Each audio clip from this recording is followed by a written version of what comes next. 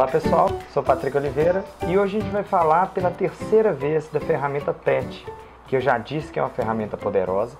Já falamos em dois tutoriais anteriores sobre PET com relação a recortes. Fazer um recorte perfeito, desenvolver boas bordas com arcos e tudo mais. Agora eu quero usar o PET num outro contexto. O PET no sentido de caminho de preenchimento. Eu poder desenhar uma figura, uma forma que me interesse e fazer um pincel pintar por cima dessa forma. Vamos ver como é que é isso? Veja esse primeiro exemplo. Recebo a foto de um prédio e esse prédio tem um poste no meio do caminho. Se eu viesse com um tradicional stamp e tentar tirar uma parte do prédio, com bastante paciência, e substituindo pela outra, vai dar certo, pode até ser que fique bom, embora eu não acredite muito, mas no final das contas, quando o trabalho todo estiver pronto, a gente vai ter um problema. O gradiente não vai ter sido respeitado. Como assim o gradiente? Veja que essa parede não é absolutamente monocromática. Ela tem um rosado claro, que é a interferência direta do reflexo da casa que está à esquerda, que é cor-de-rosa. E esse rosado ele gradua para um cinza mais neutro, que é resultado do céu nublado, refletido sobre o azulejo que é branco.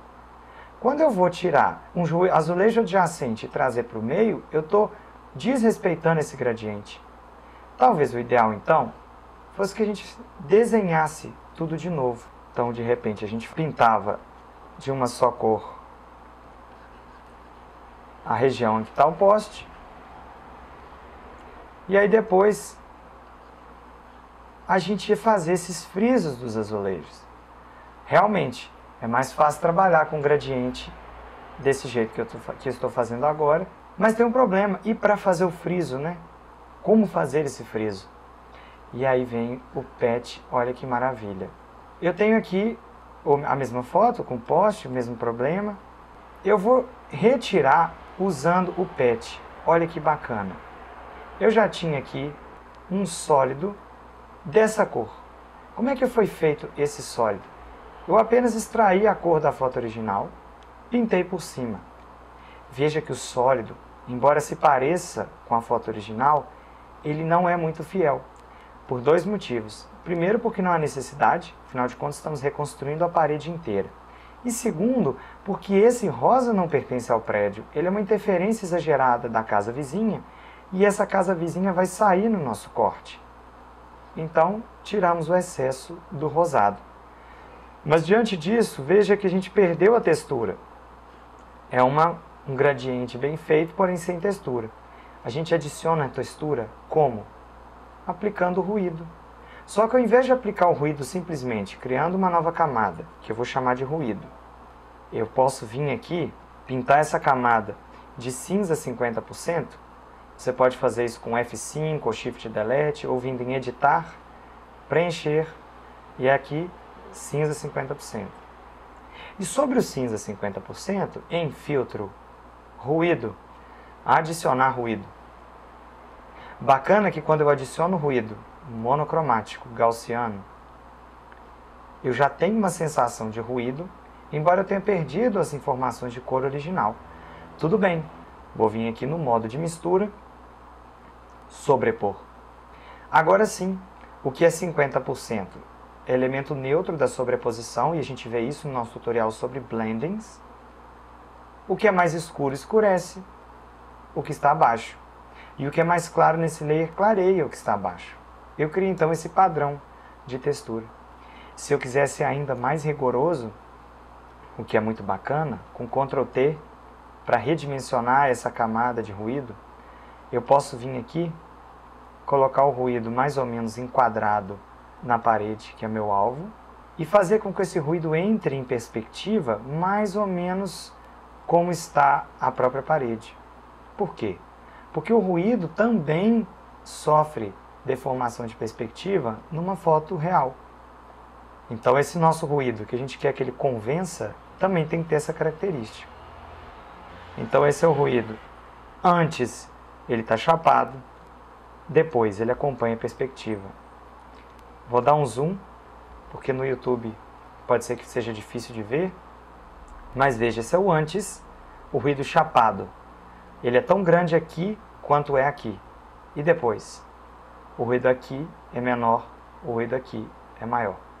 Então, dessa forma, temos a nossa textura, temos o nosso ruído, só que agora faltam as linhas do azulejo, porque, como eu disse, era a grande chave nossa é fazer essas linhas. Olha que bacana o recurso. Com P de pato, que é a ferramenta atalho para PET, desmarcamos a camada da cor sólida e vamos fazer essa linha original por cima, uma por uma, igual a gente está fazendo agora. Para economizar o nosso tempo, eu já tinha feito esse trabalho e está aqui as nossas linhas. Veja, é um demarcador que pacientemente substituiu linha por linha. O demarcador em si, como a gente sabe, não é visível no projeto. Então, embora ele possa dar uma aparência que resolva o problema, como acabou de acontecer, isso é apenas uma diretriz. Ele não está de fato pertencente à nossa imagem. Eu preciso pintar onde isso aqui está traçando. Então, olha o que eu vou fazer. Eu vou pegar um pincel, criar uma camada chamada Teste Pincel com PET. Só para a gente entender como o PET funciona. Sobre essa camada, eu vou fazer uma pintura com o pincel. Está lá minha pintura livre. Agora, eu vou criar um demarcador que tem uma forma qualquer. Por exemplo, essa forma. Está lá meu demarcador. Se eu clicar com o botão direito em cima do demarcador que eu acabei de criar, que eu vou chamar de demarcador teste, clico com o botão direito no demarcador teste, traçar demarcador, eu posso preencher esse PET que foi criado com pincel, com borracha. Eu vou escolher o pincel. Que pincel é esse? O pincel que eu acabei de usar na forma livre, agora ele fez o traço por cima do PET. Bom, agora que a gente entendeu como que o PET funciona, agora a gente pode escolher o PET correto. Vou chamar aqui de listras prédio, vou lá em demarcadores, vou escolher listras que já estavam prontas. Tenho aqui agora uma camada aguardando o meu preenchimento, só falta uma coisa, porque esse pincel não é adequado, naturalmente. Nosso pincel adequado, ele tem essa cor, talvez um pouco mais escura. Nosso pincel adequado, ele é bem menor. E o nosso pincel adequado não é tão opaco, vamos colocar 70%. Um pouco mais escuro. E o pincel bem mais suave. Pronto. Agora o pincel já está se parecendo com o que a gente está esperando. Vamos ver se deu certo. Shift Enter. Pintamos a lateral. Ficou muito forte e muito grosso, comparados principalmente com os outros riscos. O que a gente faz? Command Z no Mac ou Ctrl Z no PC para voltar. E nós vamos diminuir mais ainda o nosso pincel. Shift Enter novamente. E agora está bem melhor, só que ainda muito firme. Queremos uma coisa mais opaca, de 70% a gente pula para 50% e pronto. Agora eu já gosto do resultado, porque não é ainda o definitivo. Veja, acabamos de fazer os riscos que demarcam a lateral do prédio, só que esses riscos estão sem tridimensionalidade, sobretudo se comparado com os vizinhos aqui. O que a gente vai fazer? A gente vai duplicar essas listras, vamos chamar de reflexo volumetria, porque é a volumetria que a gente vai fazer agora. Como assim volumetria? A gente vai pegar uma cópia, inverter com Ctrl I, de forma que essa cópia deixe de ser um risco cinza, passe a ser um risco mais claro. E agora a gente vai mover esse risco para perto do risco original.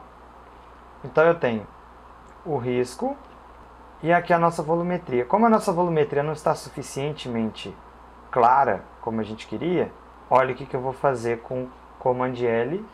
Eu venho aqui e saturo para o branco. De forma que agora eu tenho riscos brancos. Só que eles estão fracos, não tem problema. Command J eu duplico. Command E eu mesclo os dois. E agora eu afasto ele para cima ou para baixo. Sem volumetria, com volumetria. Com volumetria eu tenho a possibilidade de dar uma sensação de mais tridimensionalidade.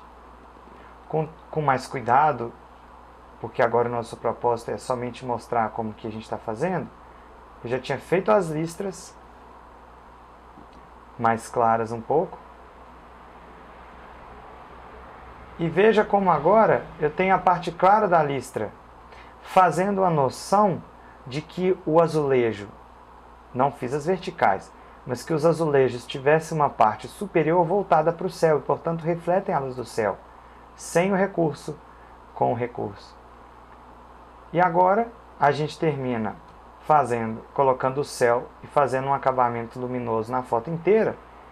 Veja, não fiz as listras verticais ainda, mas veja como as listras horizontais têm uma volumetria que me convence que uma parede tem um sulco, que é o que acontece com o azulejo. São sulcos, são ranhuras que existem entre os azulejos. Tem outro exemplo, que é esse aqui.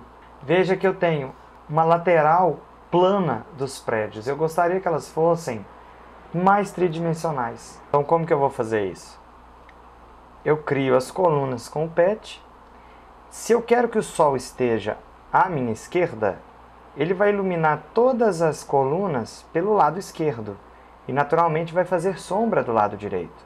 Então eu vou criar um conjunto de colunas que eu vou chamar de colunas que clareiam, que são essas que eu faço agora.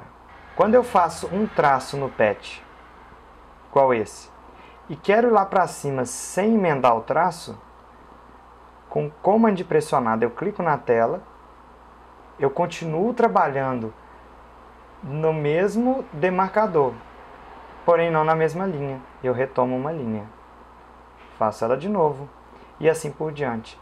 Eu já fiz isso antes, fiz os pilares que eu chamei de pilares claros e pilares que eu chamei de pilares escuros. Veja que os pilares claros se encontram à esquerda e os escuros à direita, porque é como que a luz vai se comportar. Como é que a gente vai fazer então? Nós vamos pintar de branco os pilares claros. Com que pincel? Com um pincel que tem uma espessura bacana, que seja um pincel suave e que, acima de tudo, não seja um pincel muito forte. Colocar uma opacidade aqui, por exemplo, de 30%. Com Shift e Enter a gente pinta de branco. A gente não precisa se preocupar ainda com perfeição. Já já a gente vai fazer ajustes. E eu vou colocar essa forma aqui de mistura como sobrepor. Agora eu vou nos meus demarcadores e, ao invés de chamar isso aqui simplesmente de colunas, vou dar o nome a esse aqui de coluna clareia.